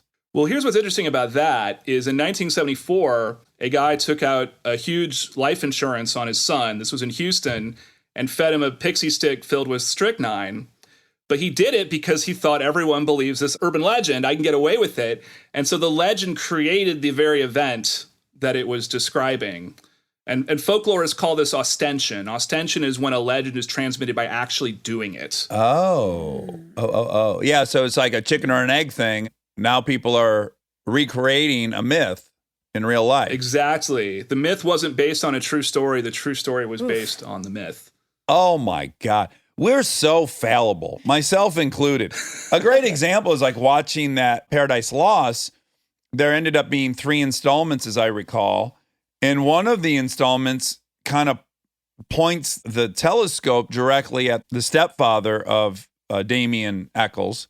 And I'm like, that's the guy, man. They need to put cuffs on him. It's him. And then they have a follow-up 1 year later, and it's not him. And then they pointed at another person. I'm like, fuck, that's the guy. We're not good at this, and because we're not good at this, we need to be extra vigilant about the legal process, about evidence, about cross-examination, about all these things. Like, they are there for a reason because we are so fallible. Yeah, and this is what I tell my students all the time is critical thinking, if you're doing it right, should hurt. Right? Actual critical thinking should really make you uncomfortable and should make your head hurt. But if critical thinking is making you feel good, that probably means you're doing it wrong, right? That probably means you are just engaging in confirmation bias and you are just ignoring anyone who disagrees with you and then patting yourself on the back for, seeing through the fake news. You're so right. To be presented with proof that confirms what you already thought is not critical thinking. Finding out things are counterintuitive and completely opposite of what you assumed is probably that's a great way to approach it. Is that it probably feels uncomfortable. Yeah, because I think all the time people are really engaging in something like anti-intellectualism, right? And they say, well, what does Fauci know about disease, really? And they're like, I'm a critical thinker. I ignore Dr. Fauci about coronavirus. Yeah, right? yeah. It can feel like critical thinking, but it isn't. Yeah, and again, I'm a little empathetic to those people as we just listened to this great Rabbit Hole podcast. I don't know if you've listened to it, but it's so worth your time. It's a New York Times one about how people get, just drawn into more and more militant, fringe, fanatical thinking as the algorithm knows you'll be that much more interested. So now there's an actual supercomputer helping us believe this stuff, which is terrifying. At least the knucklehead on the corner wearing the dress from the 1400s telling me that I'm going to rot in hell, that guy is visibly nuts. I have a good defense against that. But the algorithm that's just serving up more and more tasty stuff, confirming my suspicions, that's going to be hard to defeat. Yeah, and I think people who say I'm a YouTube researcher just don't think about where the information is coming from. They don't realize that this is only showing them things that it thinks that they will like to see. That it knows. It's way smarter than the person himself. Right. Yeah. Oh my gosh. Well, what a fascinating topic. So I guess in summation, it's on the incline. Yeah. It's increasing these kind of beliefs. Yeah, right now, sort of demonological beliefs and the practice of exorcism are increasing around the world. Absolutely. To me, it seems like there is a really nice correlation between the rise in nationalism and xenophobia that has been present for the last 5 years, that is international with Brexit, and then you have the refugee crisis of Syria and people thinking those people were doing things. So, I mean, do we think that's the underpinning of this current rise? I mean, it's hard to say, but it does seem like there is a connection there. And the connection may be that both of these impulses are a response to sort of feeling uncertain about the world, right? I need something to cling to. And for some people, that could be, America first, let's get rid of the immigrants. And for other people, it could be, let's cast out all these demons. But they're both sort of ways of solving a kind of psychological problem of feeling uncertain about things. When I teach religion classes, I've got students who are atheists, and I've got students who just finished watching God's Not Dead and think I'm there to destroy their faith. And what I always try to tell them is, I want you guys to all leave with the same basic worldview that you came in with.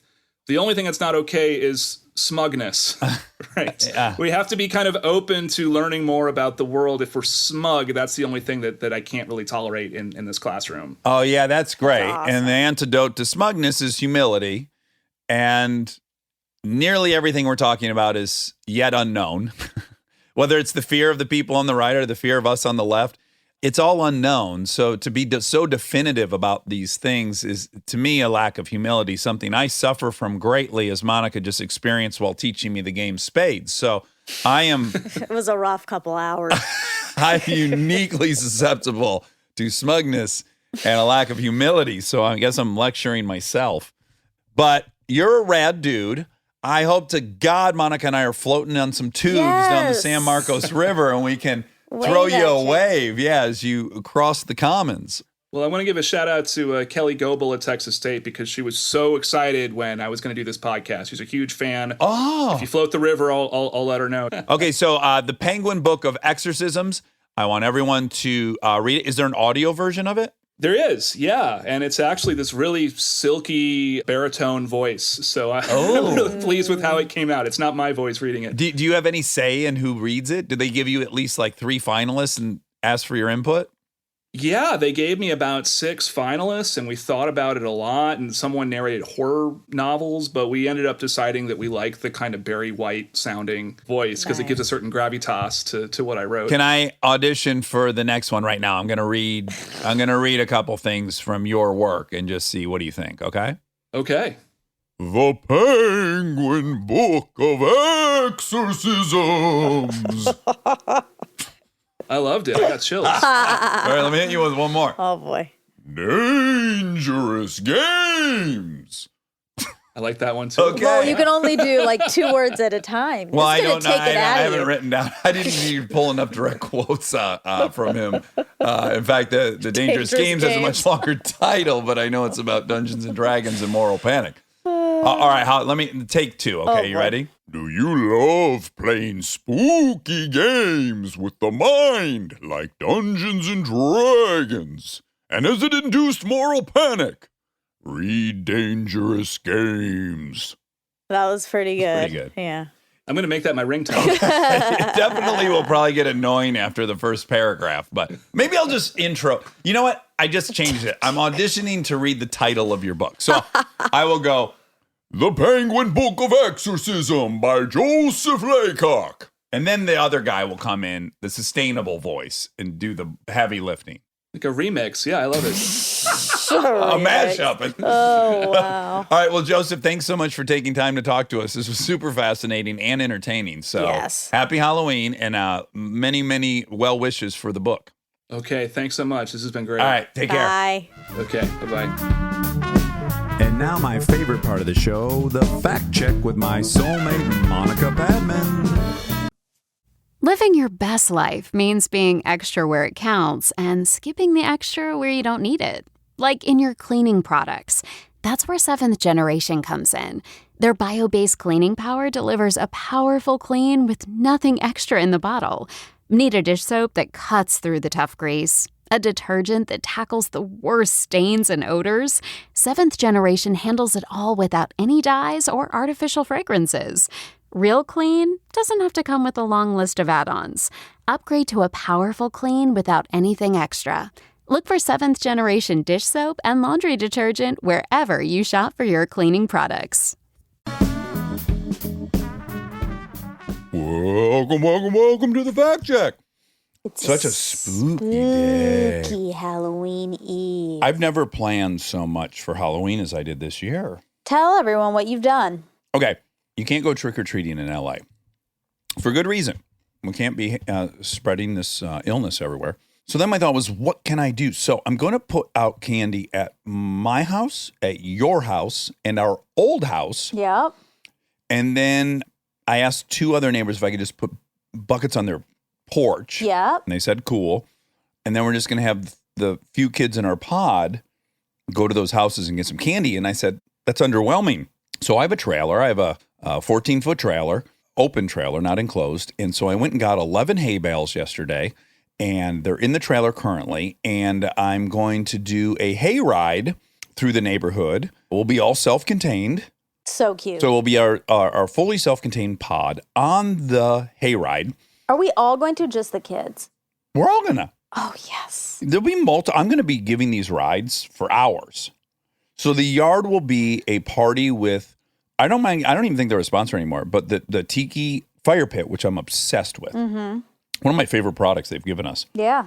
I ordered a bunch of new pellet bags. So I'm going to have a raging bonfire here. Yes. And then I'm going to have the hay rides going. And then I've also got a little projector you can plug into your phone. So I'm going to be broadcasting some spooky movie against the garage here, probably. Oh, you are? Yes. And then lawn chairs. And then you get in and out of the hay ride.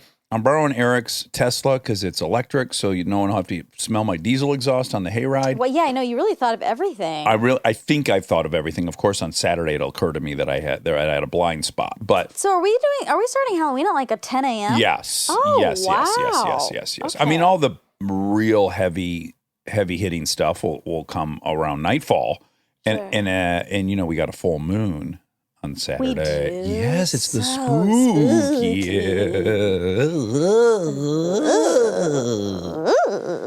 And that's the voice I'm going to get a megaphone, and the whole time I'm driving, I'm going to go.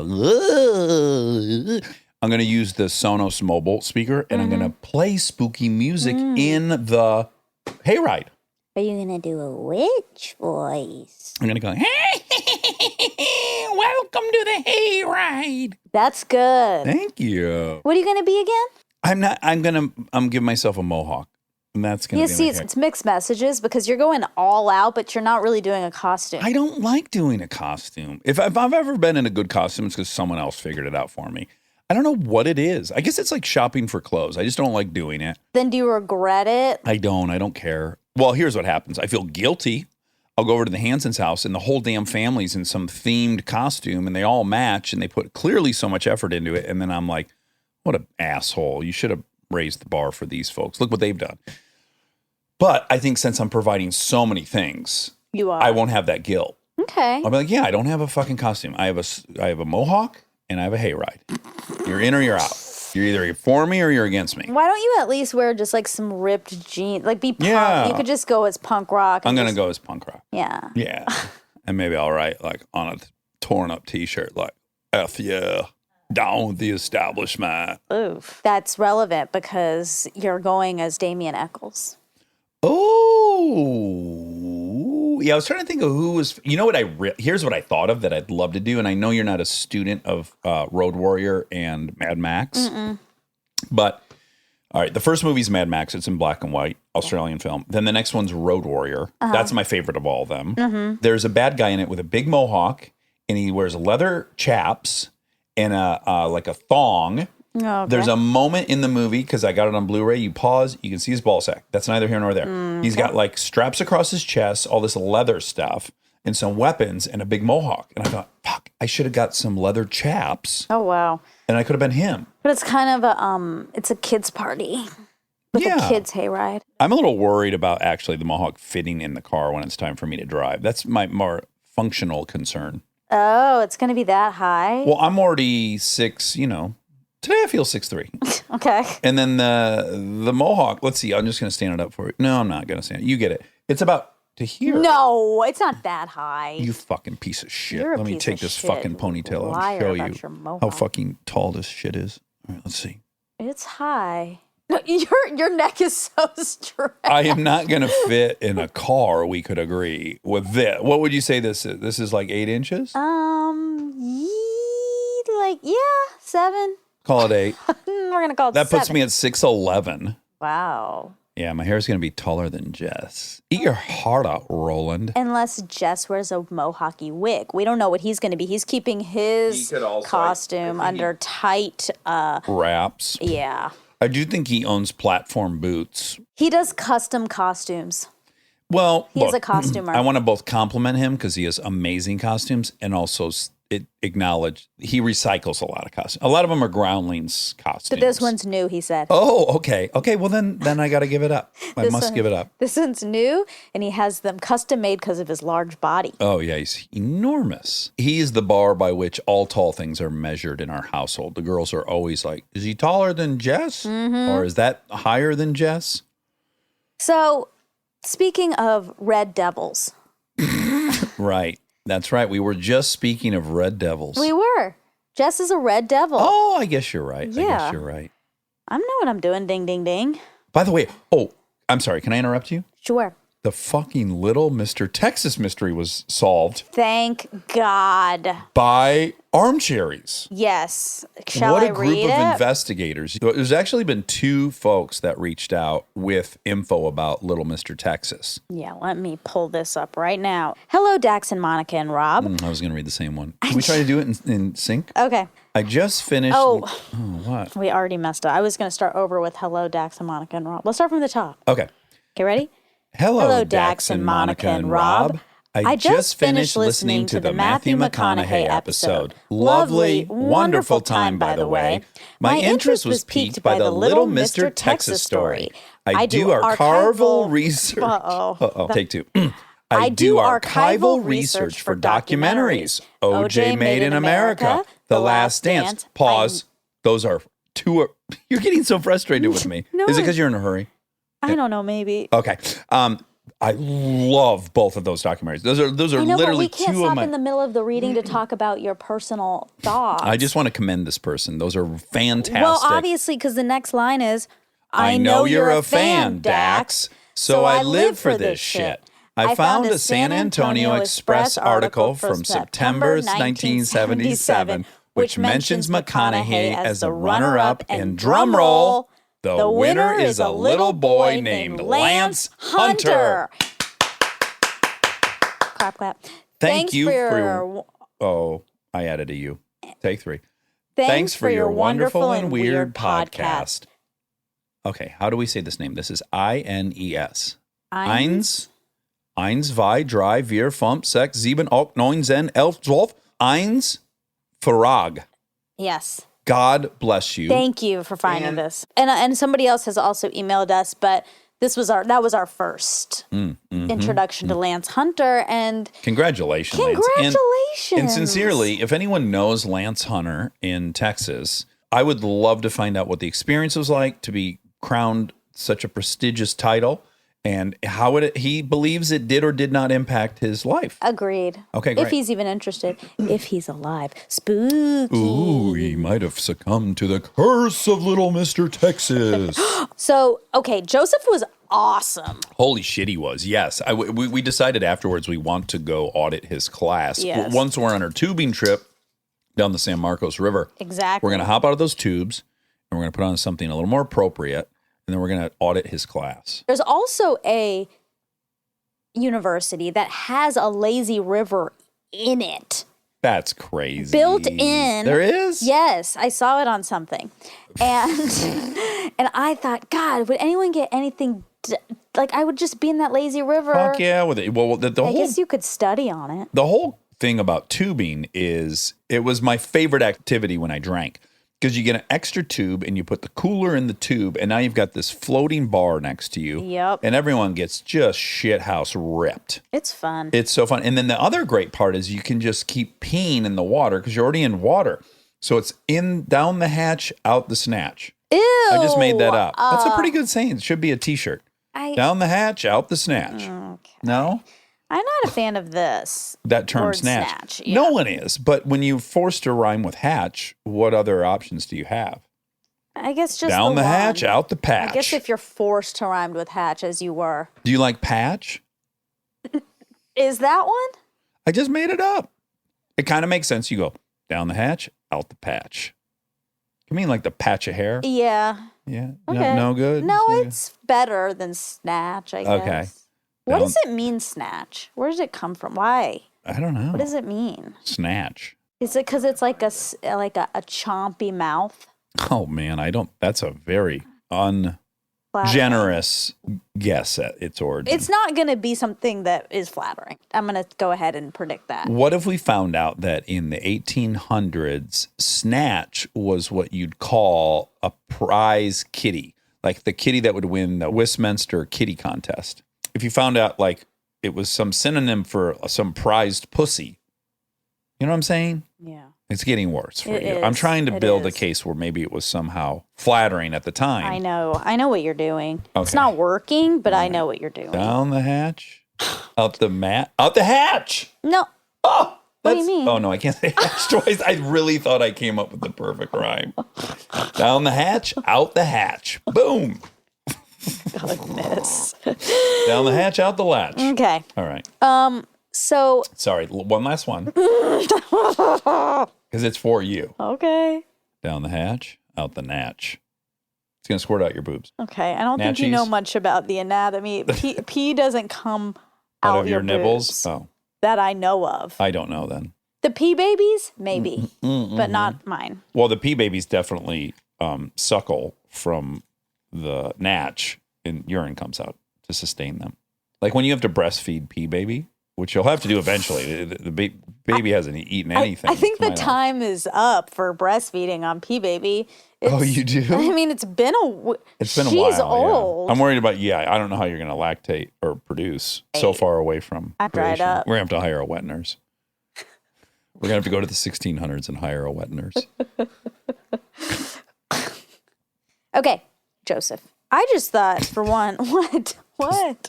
This new system where you have a notepad. You look like a detective. You look I like you do- went and interviewed a suspect and got a statement, and now you're trying to read it back to your commander. I do because of have this new system.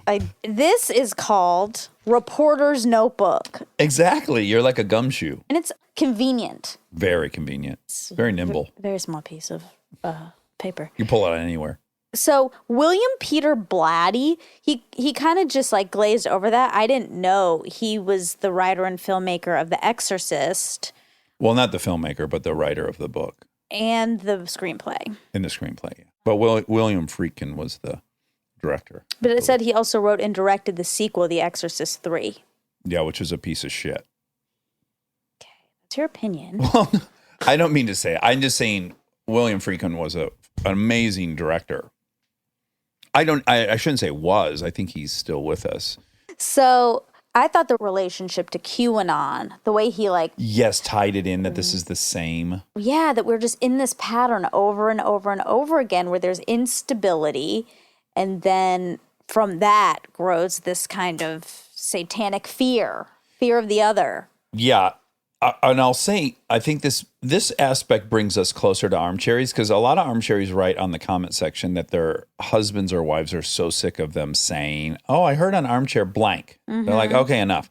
Similarly, you and I will interview someone like him, Yeah. And then the whole weekend, all we were talking about is all the stuff the guy said. Yeah. And the parallels between the killing babies with the Salem Witch Trial and the current QAnon accusations. And the daycare. And the daycare. In the 80s. And so if you're friends with us, we're annoying as well. We just go around going, well, this other guy we interviewed said this. It's true. Yeah. Down the hatch. Briar Pratch.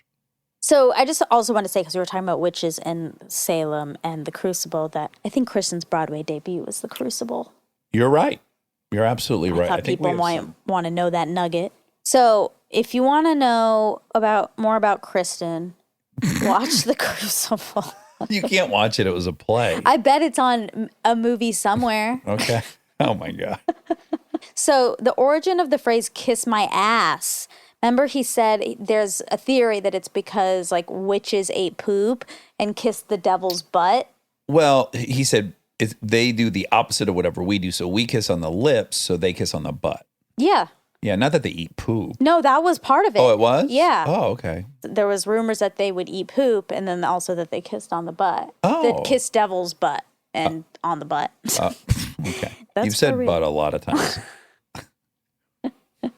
Well, down the hatch. Out the butthole. Out the batch. Ooh, batch rhymes. I like Down that. the hatch, make a batch. No. That sounds like you're going to poop. Out the batch is kind of good because that's where you like have your batch of ovaries for a baby. Wow, that's a stretch. Is it? Yeah, way more than one of the other ones I said that I can't remember. Try to remember. Okay. The patch. Yeah. Yeah. Okay, but Oh, here you go again. B-U-T-T or B-U-T? beauty. Okay. I found out another origin of the phrase "kiss my ass." A lot of people would assume that it's quite a recent expression, possibly with America as the place of origin. However, it's very clear that the phrase was actually used in Hanoverian England. There's a cartoon that portrays the politician Charles Fox kissing the arses of voters in the election of 1784.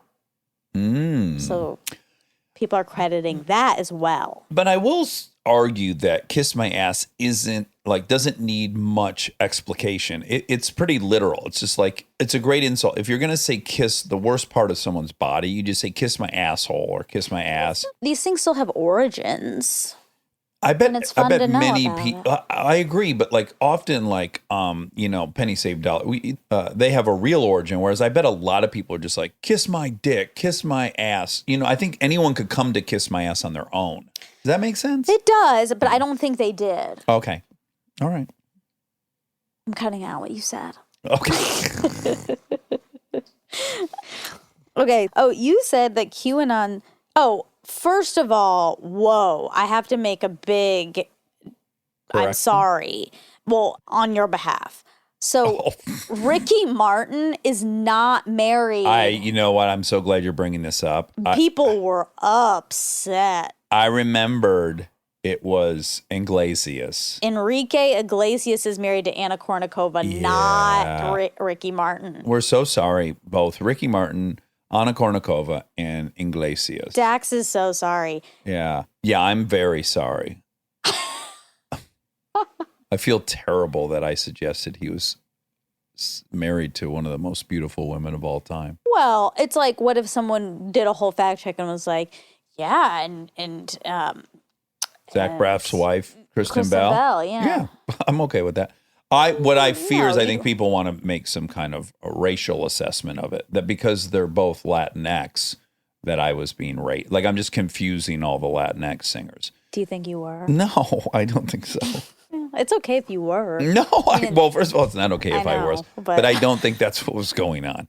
I don't know a ton of Miami singers, Yeah. and their Latinx aspect had for me nothing to do with it. Sure. Yeah. Living la vida loca. That's Ricky. Upside and inside out. Nope.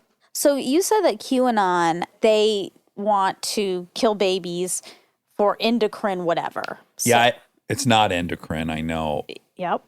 And I say it often, and I need to learn the name of the. I'm going to teach you right now. Thank you. Adrenochrome. Adrenochrome. Adrenochrome is an easy-to-come-by chemical compound usually found as a light pink solution that forms by the oxidation of adrenaline, the stress hormone. It is not approved for medical use by the Food and Drug Administration. The researchers can buy 25 milligrams of it for just $55, but doctors in other countries prescribe a version of it to treat blood clotting. Okay, hold on a second. So if you can buy this shit for $55, why on earth would people be kidnapping kids to get it? Oh my God. It's even, the more you know about it, the more preposterous it gets. It was already preposterous on the surface, but now to know that it's fucking, they're slashing prices on adrenochrome, there's not even a reason to do it. And everyone that's doing it's rich to begin with. There's some faulty logic here, yeah. Come on, guys. Okay. Paradise Lost was the first thing Metallica licensed its music for. Oh, I got that right. You did. Okay, you said more killers have publicly been seen holding Catcher in the Rye than have been holding pentagrams. I don't know how many killers have been holding pentagrams, but there is some interesting stuff on Catcher in the Rye. Can I guess a couple of them? Or see if I remember a couple of them? John Lennon's assassin. Yep. Best known event associated with the Catcher in the Rye is arguably Mark David Chapman's shooting of John Lennon. I also think the guy who tried to assassinate Ronnie Reagan. That's right. Oh. John Hinckley Jr. John Hinckley Jr. Also, Robert John Bardot, who murdered Rebecca Schaefer, was carrying the book when he visited Schaefer's apartment in Hollywood on July 18th, 1989, and murdered her. Okay, yeah, so pretty much those. I wrote the darkest thing I've ever written, and I want to say one of the best short stories I've ever written. I wrote it after reading Catcher in the Rye. Oh. Yeah. Really? Yeah. I wonder if I What can was it find about? it for you. About a guy who shot his ceiling to kill the people above him. Ugh. But it starts with him loving this bird in Central Park. Maybe Catcher in the Rye is dangerous. The bottom line is you cannot outlaw Catcher in the Rye because wackos respond to it in a weird way. Like no one would argue to outlaw a book. That's why I use that as an example. That's an interesting. I lean a lot of arguments on that. Yeah, but I do think like I don't know that I think The Bell Curve should be a book that you can. Well, I mean, I guess you should be able to buy it if you want it. Yeah, but I don't think it's a good book or a healthy book or a book that people should read. Absolutely not. Yeah, I just fundamentally don't believe in outlawing books. Yeah, I guess I agree. I agree. You got to take some of the you got to take the Mein Kampfs of the publishing world to get the Catchers in the Rye's. Well, but it kind of sounds like Catcher in the Rye is a Mein Kampf. No, it's not. Have you ever read it? Yeah, I have. I think it's one of the best books ever written. It's in my top 5 books I've ever read. But if it makes everyone kill everyone, It doesn't make. It's made a few people. it made you write a killer book. I know. And it made other people kill. Chicken or the egg, though. I don't know if I already knew. Who knows? Who knows? But Holden Caulfield, what a character. Yep. I've always been obsessed with the name Phoebe afterwards because, his sister he loved so much. I love that book. The way he's describing how uncomfortable he is on the chair sitting in the dean's office is one of the best bits of writing I've ever read, where I'm like, I'm there. I've sat on that same chair. I've been that uncomfortable, and that's all I can think about while I'm talking to somebody. It's just so good. It's good. Don't read it. Okay. The McMartin trial, he said, is the most expensive trial to taxpayers until OJ. There's a couple things here. The case lasted 7 years and cost $15 million, the longest and most expensive criminal case in the history of the United States legal system, and ultimately resulted in no convictions. This doesn't actually say. OJ? Yeah. And then in another article, 5 court cases that turned out to be the most expensive in U.S. history. These are settlements, biggest settlements of all time. Going to court can be rather expensive in terms of attorney fees and court costs, but you also have to consider the amount of the settlements. Settlements can often be in the millions of dollars, especially for class action lawsuits and other types of commercial litigation. So yeah, this is including that.